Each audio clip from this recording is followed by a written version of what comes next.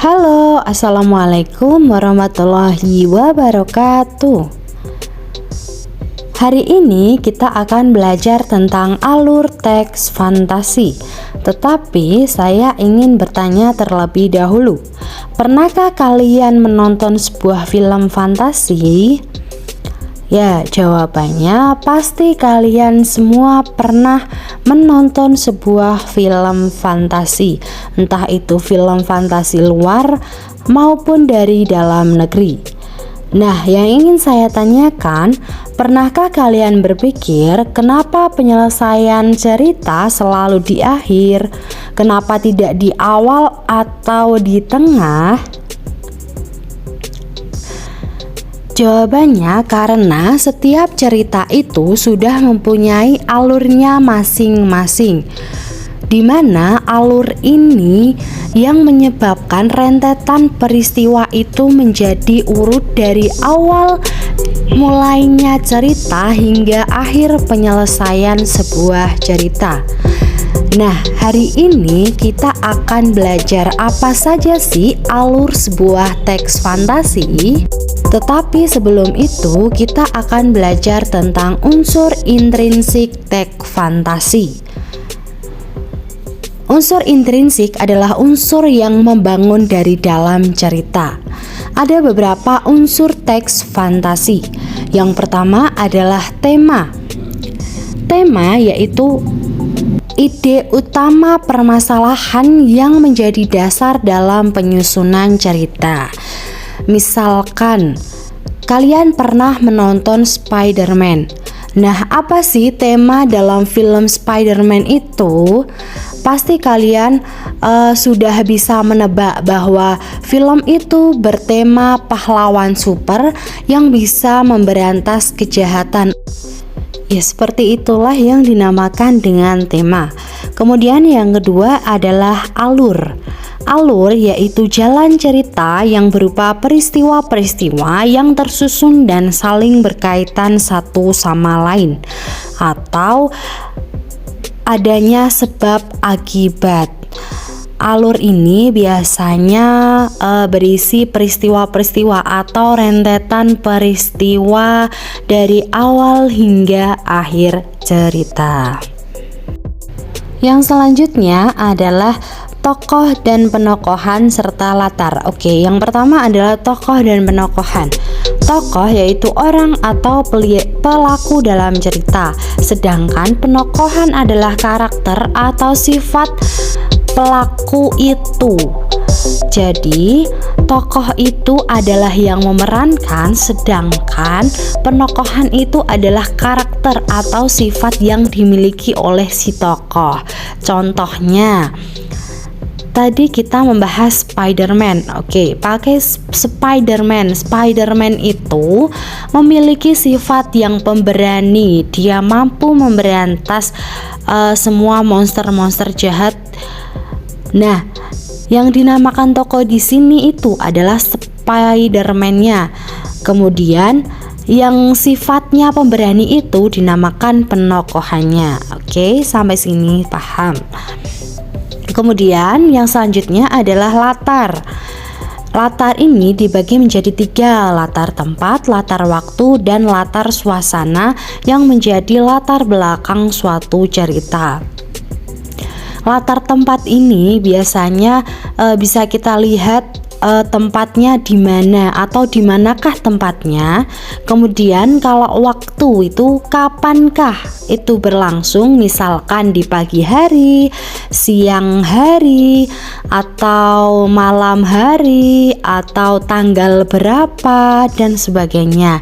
Serta suasana. Suasana itu tidak hanya suasana lingkungan saja, tetapi suasana juga bisa diambil dari si tokoh. Misalkan suasananya sedih atau sedang marah dan lain sebagainya, atau ekspresi seorang tokoh itu juga bisa masuk ke dalam suasana. Yang selanjutnya adalah sudut pandang dan amanat. Mohon maaf, sepertinya ada kesalahan dalam pengetikan. Yang benar itu adalah E, sudut pandang, dan F, amanat.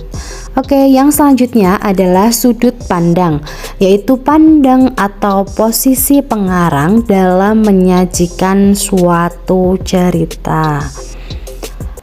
Nah, biasanya di sini sudut pandang itu bisa sudut pandang orang pertama, aku, sudut pandang orang ketiga, itu biasanya menggunakan dia dan sebagainya. Kemudian yang terakhir adalah amanat, yaitu pesan yang ingin disampaikan pengarang di dalam sebuah cerita. Jadi dalam sebuah cerita itu pasti memiliki amanat yang bisa kita petik atau ambil pesannya. Ya, kita bisa mengambil hikmahnya dari sebuah cerita, itu dinamakan dengan amanat. Oke, itulah unsur intrinsik dari teks fantasi. Kita akan membahas selanjutnya adalah alur teks fantasi. Ada beberapa alur teks fantasi. Yang pertama adalah orientasi. Orientasi berisi tentang pengenalan tokoh dan latar cerita oleh pengarang. Pengenalan tokoh biasanya berkaitan dengan pengenalan pelaku yang meliputi apa saja yang dialami oleh tokoh. Pengenalan latar berkaitan dengan tempat, waktu, ruang, dan suasana terjadinya peristiwa dalam cerita. Yang selanjutnya adalah komplikasi. Komplikasi muncul diakibatkan oleh adanya konflik. Pada tahap ini mulai muncul permasalahan yang dikembangkan dari orientasi. Tahap-tahap umum pemunculan konflik dalam cerita fantasi mulai dari munculnya konflik sampai konflik memuncak atau yang disebut dengan klimaks. Maksudnya klimaks di sini adalah ketika masalah itu sudah mencapai puncaknya atau puncak dari masalah itu sendiri. Itu dinamakan dengan klimaks. Yang terakhir adalah resolusi. Resolusi merupakan keadaan ketika konflik sudah terpecahkan atau sudah menemukan penyelesaiannya. Pada tahap ini, pengarang berupaya mengungkapkan solusi dari berbagai konflik yang dialami tokoh utama atau para tokoh cerita. Oke, di sini saya ingin mencontohkan dari film Spider-Man tadi. Kita semua pasti sudah pernah menonton film Spider-Man. Nah, yang dimaksud alur itu seperti apa sih? Oke, kita bahas. Yang pertama adalah orientasi. Orientasi di film Superman di awalnya itu menggambarkan pengenalan tokoh. Pengenalan tokoh siapa saja dan pengenalan latar. Nah, kalau ini pasti kalian sudah paham lah. Terus kemudian yang selanjutnya adalah komplikasi. Nah, mulai muncul masalah itu ketika dia digigit laba-laba hingga dia jadi Spider-Man dan harus mengalahkan musuh-musuh yang menghancurkan dunia. Kemudian resolusinya bagaimana dia bisa mengalahkan si monster-monster yang membahayakan nyawa di dunia, nyawa orang-orang yang tinggal di bumi. Seperti itu. Semoga kalian semua sudah paham ya. Terima kasih sudah melihat dan mendengarkan.